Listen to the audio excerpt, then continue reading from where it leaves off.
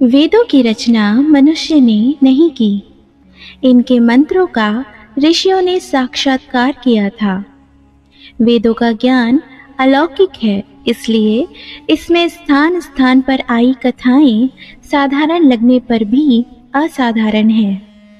इनका संदेश सभी के लिए है, प्रत्येक देश, प्रत्येक जाति और प्रत्येक समाज के लिए। इनका संदेश आज भी उतना ही उपयोगी है जितना पहले कभी था, और भविष्य में भी वैसा ही सार्थक रहेगा। वेदों की इन कथाओं को प्रस्तुत करते समय हमारा प्रयास रहा है कि भाषा सरल हो, ताकि दिया जाने वाला संदेश सुनने वालों के हृदय की गहराई का संस्पर्श कर सके। वेदों की कथाएं व्यक्तिगत व सामाजिक संदर्भों में सही गलत की व्याख्या कर जीवन के शाश्वत मूल्यों की सरल सुगम प्रस्तुति। साहित्य में कथाओं का अपना एक विशिष्ट स्थान है। कथा की विधा गूढ़ से गूढ़ रहस्यों को भी सरल, सुगम और मनोरंजक बनाते हुए विभिन्न रसों में सराबोर कर एक आदमी के बुद्धि स्तर के अनुरूप ढाल देती है। अपनी इसी विशेषता के कारण वह तब से मानव से जुड़ी है जब से सृष्टि का आरंभ हुआ। सृष्टि की तरह वह भी अनंत है और अनंत ही रहेगी इसकी यात्रा।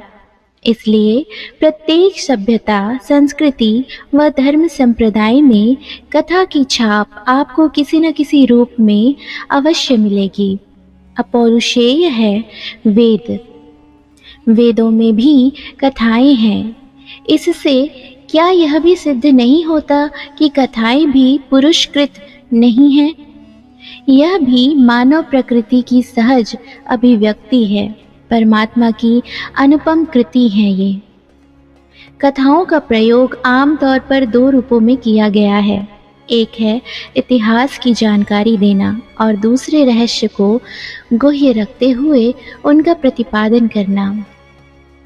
इतिहास की जानकारी का उद्देश्य सिर्फ इतना होता है कि वह ना दोहराया जाए जो हानिकारक है।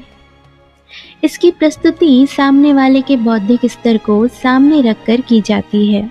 इसमें विविधता की संभावना रहती है। जबकि प्रतीक रूप में जब कथाओं को बुना जाता है तो वह सामान्य बुद्धि से परे की बात होती है। ऐसा प्रयोग सूक्ष्म सिद्धांतों व प्रक्रियाओं को समझाने के लिए किया जाता है।